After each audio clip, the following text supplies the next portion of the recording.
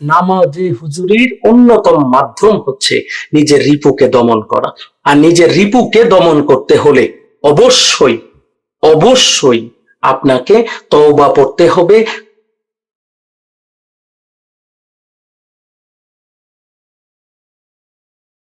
أعوذ بالله من الشيطان الرجيم বিসমিল্লাহির রহমানির রহিম। নাহমাদুহু ওয়া নুসাল্লি আলা রাসূলিহিল কারীম। আম্মা বাদ। সর্বপ্রথম আমি আমার মহান মুর্শিদ, দীন দুনিয়ার কোহিনূর মুহাম্মদ ইসলামের পুনর্জীবন দানকারী, যুগের ইমাম, আম্বিয়ায়ে কেরামের ধর্মের দায়িত্ব ও বেলায়েত লাভকারী, আল্লাহর দেওয়া পুরস্কার পূর্ণিমার চাঁদে বাবা দেওয়ানবাগীর জীবন্ত প্রতিচ্ছবি সুফি সম্রাট হযরত সৈয়দ মাহবুবে খোদা দেওয়ানবাগী রহমাতুল্লাহ আলাইহের নুরানিময় কদম মোবারকে শতকোটি সালাম কদম বুঝে জানাই। সালাম ও কদম বুঝে জানাই কুতুবুল আক্তাব, দুররে মাকনুন, খাতুনে জান্নাত, দয়াল মা রহমাতুল্লাহ আলাইহার নুরানিময় কদম মোবারক। উপস্থিত দেশ এবং বিদেশ থেকে আমাদের সাথে সংযুক্ত আশিকে রাসূল ভাই ও বোনেরা, আপনারা সকলেই আমার সালাম গ্রহণ করুন। আসসালামু আলাইকুম ওয়া রাহমাতুল্লাহি ওয়া বারাকাতুহু। শুকরিয়া জ্ঞাপন করি আমাদের মহান মুর্শিদ সুফি সম্রাট হযরত শাহ দেওয়ানবাগী রহমাতুল্লাহ আলাইহির কদমে, আমাদের মুর্শিদ কিবলা জানের নুরানিময় কদম মোবারকে, যার দয়ায় আজও আমরা তারই প্রদর্শিত মোহাম্মদ ইসলামের আদর্শে দাঁড়িয়ে দেশ এবং বিদেশে আশিকে রাসূলদেরকে আলোকিত করার চেষ্টা করে যাচ্ছি। শুকরিয়া জ্ঞাপন করি রাহমাতুল লিল আলামিন দয়াল রাসূল সাল্লাল্লাহু আলাইহি সাল্লামের নুরানিময় কদম মোবারকে, যার আশিকে রাসূল, যার আশিকের ডাকে, যার ডাকে সাড়া দিয়ে আজ আমরা নিজেদেরকে আশিকে রাসূল হিসেবে পরিগণিত করতে পারছি। শুকরিয়া জ্ঞাপন করি রাব্বুল আলামিনের কদম মোবারকে, যিনি আসমান জমিনের সৃষ্টিকর্তা, লালনকর্তা, পালনকর্তা, আপনার আমার মালিক, আপনার আমার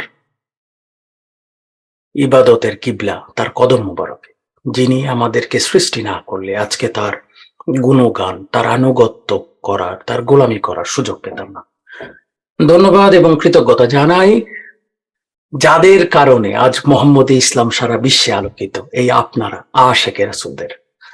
আপনাদের ভালোবাসা, আপনাদের মহাব্বত, আপনাদের ইশক, আপনাদের চেষ্টায় আজ মোহাম্মদ ইসলাম সারা বিশ্বে এত আলোকিত হচ্ছে। আমি অন্তরের অন্তঃস্থল থেকে আপনাদেরকে ধন্যবাদ এবং কৃতজ্ঞতা জানাচ্ছি।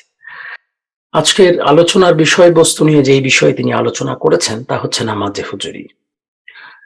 নামাজে হুজুরি অর্থাৎ দুনিয়ার চিন্তা মুক্ত হয়ে নামাজ আদায় করা। আমি এর পূর্বেই বিষয়ে কাছাকাছি বিষয়ে আলোচনা করেছি। ইমরান হোসেন ভাই তিনটি পদ্ধতির বিষয়ে আজকে বলেছেন। একটি হচ্ছে রিপু দমন করা, রিপু দমনের মাধ্যমে নামাজে হুজুরি হয়। আরেকটি বলেছেন গোলামির মাধ্যমে নামাজে হুজুরি হয়। আর অপর একটি বলেছেন নিজেকে আল্লাহকে সামনে হাজির নাজির, মানে আমি আল্লাহকে প্রিটেন্ড করা, আমি মনে করব যে আল্লাহ আমার সামনে দাঁড়িয়ে আছেন। সো আমরা তিনটা পদ্ধতি ওনার আলোচনা থেকে পেয়েছি। একটি হচ্ছে আমরা মনে করব নামাজে দাঁড়িয়ে স্মরণ করব যে আল্লাহ আমার সামনে দাঁড়িয়ে আছেন। 2 নম্বর পদ্ধতি হচ্ছে রিপুকে দমন করার মাধ্যমে, মানব দেহের আমার ভিতরে যে রিপু আছে অর্থাৎ কাম, ক্রোধ, লোভ, মদ, মোহ, মাৎসর্য, এই 6টি রিপুকে দমন করার মাধ্যমেও নামাজে হুজুরি অর্জন করা যায়। আর এই 6টি রিপু দমন করার মাধ্যমে যদি নামাজে হুজুরি হয় সেটা কিভাবে হয়?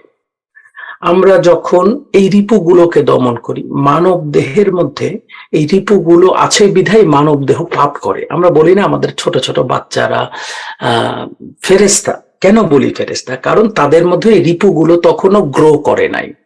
বাচ্চা যখন মাতৃগর্ভ থেকে জন্মগ্রহণ করে তখন ওই রিপুগুলো তার মধ্যে গ্রো করে নাই, রিপুগুলো বড় হয় নাই, রিপুগুলো তখনও জন্ম নেয় নাই।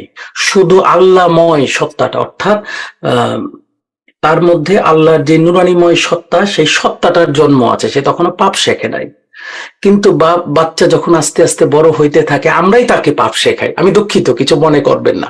এই বাচ্চাদেরকে পাপ বাবা মা ভাই বোন এরাই শেখায়, অন্য কেউ শেখায় না। আমরা এই বাচ্চাকে ব্রাইভ করা শেখাই। ঘুষ, ব্রাইভ মানে কি? ঘুষ ঘুষ ঘুষ দেওয়া শেখাই। সত্য কিভাবে শেখাই বলবো? হ্যাঁ, আমার কথা শুনবা, তাহলে তোমারে চকলেট খাওয়াবো। কি আমরা শেখাই কিনা বলেন? এই তুমি এখন দুষ্টামি করবা না, তোমারে চকলেট দিতেছি। তো বাচ্চা তো তখনই ব্রাইভ শিখে যাইতেছে যে আমি এইটা না করলে ওইটা পাওয়া যাবে। এই পাপের জন্মগুলো বাবা মার হাত থেকেই, যেমন ভালো কাজের শিক্ষা বাচ্চারা পায়, এবং পাপের শিক্ষাও এই বাবা মার হাত থেকেই সন্তান পাওয়া শুরু করে। হ্যাঁ, এরপরে বাচ্চা দেখে একটু বড় হওয়ার পরে স্বামী ঘরে আসছে, স্ত্রী হয়তো একটা কাজ করতেছিল, জিজ্ঞেস করছে কি করতেছিল, সেই কাজের কথা স্বামীকে বলবে না, সাথে সাথে স্ত্রী একটা মিথ্যা কথা বলে দেয় যে না না আমি তো ওইটা করতেছিলাম। বা স্ত্রী জিজ্ঞেস করলো স্বামীকে তুমি কি করতেছিলা, স্বামী সাথে সাথে একটা মিথ্যা কথা শিখাই দেয়, না আমি তো ওই কাজ করতেছিলাম। বাচ্চা ওইটা শেখে। এরপরে বাচ্চাও যখন আপনার কাছ থেকে শেখে, শেখার পরে সে একটা কাজ করতেছিল যেটাতে আপনি রাগ করবেন, আপনি জিজ্ঞাসা করলে হাতটা পিছনে নিয়ে, না আমি তো এটা করি নাই। এটা শিখছে কোত্থেকে? না আমি এটা করি নাই, বলেন তো? আমার কাছ থেকে, আপনার কাছ থেকে শিখতেছে, তাই না? যে আমি শিখছি। সো আমরা বাচ্চাকে যেমন সঠিক পথ দেখাই, তেমনি পাপের পথেও আমরা বাচ্চাকেই অগ্রসর করি। আমাদের থেকেই বাচ্চা শেখে। তো বাচ্চা যখন বাবা মা ভাই বোন আত্মীয় স্বজন পাড়া প্রতিবেশীর কাছে এসে দেখে যে এইভাবে মিথ্যা বলতে হয়, এইভাবে চতুরতা করে বিপদ থেকে বাঁচতে হয়, এইভাবে মুসিবত থেকে দূরীভূত হইতে হয়, সত্যকে মিথ্যা বলা শিখতে হয়, এইভাবেই আস্তে আস্তে মানব দেহে এই রিপুগুলো বিরাজ করে, বা এই মানব দেহের রিপুগুলো বড় হইতে থাকে। তো রিপুগুলো যখন বড় হয়ে যায়, সে তো পাপ শিখে যায়। তো এই রিপুগুলো বড় হয়ে পাপ শিখে বসলে আপনার নামাজের মধ্যে অনেকের কুচিন্তা আসে, আসে না? আসে না? হ্যাঁ, অনেকের নারী চিন্তা আসে, আবার নারীদের অনেক সময় সুঠাম দেহি পুরুষের চিন্তা আসে, আসে না? আসে না? কেন আসে? কাম রিপুর কারণে আসে। তো আপনার মধ্যে যদি কাম রিপুটাকে দমন করা যায়, আপনার মধ্যে তো নামাজের মধ্যে তো ওই কুচিন্তা আসার কোনো কারণ নাই। আছে? হ্যাঁ, অনেকের নামাজের মধ্যে আমার রাগ উঠতে থাকে। অনেকের হয় না যে সাপোজ আজকে বউয়ের সাথে রাগ করছি, আজকে তোরে বাড়ি গিয়া দেখে নিবো, এটি সব নামাজের মধ্যে আসে না? আসে না? বলে। হ্যাঁ, তাহলে এই রাগ কোত্থেকে আসে? এই রাগ আসে ক্রোধ রিপুর কারণে। আমরা যদি ক্রোধ রিপুটাকে সংযমী করতে পারি, তাহলে দেখা যাবে যে নামাজের মধ্যে ক্রোধ আসছে না। সো মানব দেহের এই রিপুগুলোই আমাদেরকে বিভিন্ন পাপ কাজে লিপ্ত করে। আমরা যত পাপ করি, পৃথিবীতে যত পাপ তৈরি হয়েছে, এই সকল পাপ হচ্ছে এই রিপুর দ্বারা, এই রিপুর প্রভাবের দ্বারা তৈরি হয়েছে। সো এই রিপুর প্রভাবে আমরা সবগুলো পাপ করে থাকি। তাই আমাদেরকে যতক্ষণ পর্যন্ত আমরা নিজের ভিতরের এই রিপুগুলোকে দমন করতে না পারবো, আমরা যতই আশেকে রাসূল বলি, নামাজে হুজুরি আমাদের মাঝে হইতে চাইবে না। আর হইলেও তা দীর্ঘস্থায়ী হবে না, ক্ষণস্থায়ী হবে। আমাদের দেখবেন, আপনারা যারা অনেক আশেকে রাসূল, দেখেন আমার আলোচনাটা হয়তো গতানুগতিক না, আমি বুঝি আমার আলোচনাটা গতানুগতিক না। আমি আলোচনা করি আপনাকে পরিবর্তন করার জন্যে। আমি আলোচনা করি কোরআন হাদিস দিয়ে আপনাকে যুক্তিতর্ক দেওয়ার জন্য না।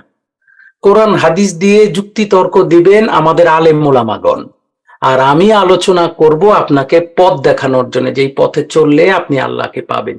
এই জন্যে আমি আমার আলোচনায় কোরআন হাদিসের প্রভাবটা কমিয়ে বাস্তবমুখী প্রভাব রাখি, যাতে আপনি নিজের জীবন থেকে আলোচনাগুলোকে উপলব্ধি করতে পারেন। সো পাপ আমরা যখন করি, আমরা এই সকল পাপ আমাদের জীবনে সংগঠিত হয় হচ্ছে আমাদের এই রিপুর দ্বারা। সো এই পাপের দ্বারা যখন হয়, আমরা নামাজে দাঁড়াই, দাঁড়াইলে বিভিন্ন পাপের কর্ম, চুরি চামারি ব্যবসা বাণিজ্য, এই সব কিছু আমাদেরকে আক্রান্ত করে। যেমন একটি উদাহরণ দেই, আপনার জ্বর হইল, জ্বর এর বেসিক সংজ্ঞাটা কি, মানে একেবারে মূল সংজ্ঞাটা কি? গায়ের মধ্যে গরম পাওয়া যাবে নাকি? জ্বরের সংজ্ঞা কি? জ্বর বোঝা যাবে কেমনে? একটা থার্মোমিটার অথবা হাত দিয়েও দেখতে পারেন আপনার শরীরে টেম্পারেচার আছে কিনা, নাকি? মানে গরম অনুভূত হয় কিনা, এটাই তো জ্বর। এখন আপনি বলবেন আমার ভিতরে জ্বর হইছে বা আমার জ্বর হইছে, সঠিক আপনার জ্বর হইছে। জ্বরই কি শেষ? জ্বরের কিছু সাইড ইফেক্ট আছে। জ্বর হইছে মানে আপনার এইটা রোগ, কিন্তু এই রোগের কিছু সাইড ইফেক্ট আছে। কি সাইড ইফেক্ট? জ্বরের সাইড ইফেক্ট হইলো খাওয়ার রুচি নাই, যাই খাই তিতা লাগে। সত্য না মিথ্যা বলে?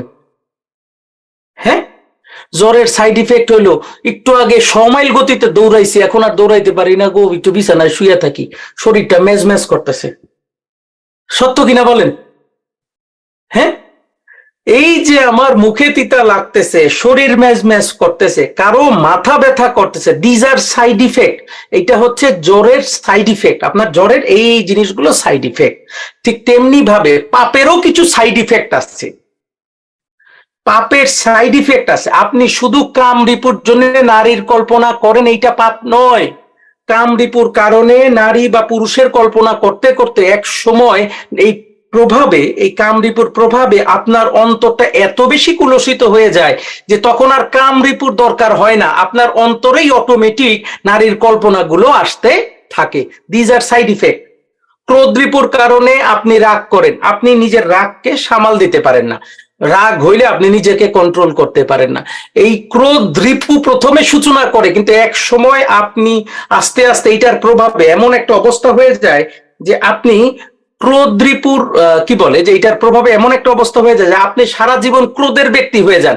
সকাল থেকে রাত পর্যন্ত আপনার সাথে কেউ কথাই বলতে পারে না, আপনি বললেই সেন সেন সেন সেন করতে থাকেন। এটার তখন রিপু নাই, এটা আপনার অভ্যাসে পরিণত হয়েছে। এইটা হইলো ওই রিপুর সাইড ইফেক্ট হয়ে গেছে। সো এই রিপুগুলোর প্রভাবে পাপ সংগঠিত হলেও রিপুগুলোর সাইড ইফেক্টে আমরা আমাদের মানে মনুষ্যত্বের চরিত্রটাকে দিনে দিনে হারাই ফেলি। প্রভাবে শুরু হইলেও আমরা আমাদের চরিত্রটা, আমরা যে মানুষ, এই মানুষের চরিত্রটা আস্তে আস্তে আমাদের থেকে 1000 মাইল দূরে সরে যায়। কেন সরে যায়? কারণ ওই পাপের প্রভাব বা সাইড ইফেক্টে আমরা আস্তে আস্তে আস্তে আস্তে নিজেদেরকে এত বেশি আক্রান্ত করে ফেলি, আমরা মানুষটাই ওই রকম হয়ে যাই। কিছু দুশ্চরিত্র পুরুষ মানুষকে, পুরুষ নারী বলে বলছি না, কিছু দুশ্চরিত্র মানুষকে দেখবেন যে কোনো নারীকে দেখলে তার খারাপ চিন্তা আসে। এরকম আছে না কিছু মানুষ? আবার আবার কিছু ক্রোধান মানে কিছু রাগ করা মানুষকে দেখবেন, উনি যাকে দেখে তার সাথে রাগ করে, ভালো কথা ওনার সাথে বলা যায় না, ভালো কথা বলে উনি সেন করতে থাকে। এরকম আছে না নাই? তখন কি ওটা তার রিপুর প্রভাব? রিপুর প্রভাব আর তার মধ্যে নাই। ওই রিপুর প্রভাবে তিনি সূচনা করছিলেন, কিন্তু এটার সাইড ইফেক্টে উনি ওই রিপুতে আক্রান্ত হয়ে পুরো রিপুর বসে চলে আসছে। এখন সাইড ইফেক্ট হলো উনি যাই বলে তাতেই সেন করতে থাকে। কিছু অ্যারোগেন্ট মানুষ আছে, আমি যা বুঝি আমি তোমার কথা মানবো না, এরকম আছে না? যতই বুঝান সে আপনার কথা মানবে না, সে নিজেকে শ্রেষ্ঠ মনে করতে থাকে। এই যে নিজেকে শ্রেষ্ঠ মনে করছে, এই প্রত্যেকটা কাজ হচ্ছে রিপুর সাইড ইফেক্ট, পাপের সাইড ইফেক্ট। তো এই জায়গাগুলোর কারণে আমাদের সাধনাতে এইটার অনেক বড় একটা ইফেক্ট পড়ে। যেমন আপনি নিজেকে শ্রেষ্ঠ মনে করেন যে আমি অনেক পারি, আমি অনেক বুঝি, এই ইফেক্ট আপনার তরিকাতে পড়ে। তরিকাতে কেমন পড়ে? একটা জাকের ভাই যদি আপনাকে তরিকার জ্ঞান দেয়, বেটা তোর আমি কম বুঝি নাকি, আমার কি বুঝাস? দেখছেন তরিকাতে ইফেক্টটা কোথায় পড়ছে? একটা জাকের ভাই যদি আল্লাহকে পাওয়ার কথা বলে, এ বেটা রাখ, 20 বছর আমি তরিকা করছি, তুই আমারে শিখাবি কেমনে আমি আল্লাহরে পাওয়া যায়? কি এরকম হয় না? হয় না বলেন? আল্লাহ আপনাদের সবাইকে হেফাজত করুক। সবাই বলুন আমিন। ভালো থাকবেন, সুস্থ থাকবেন, নিরাপদে থাকবেন। আসসালামু আলাইকুম ওয়া রাহমাতুল্লাহি ওয়া বারাকাতুহু।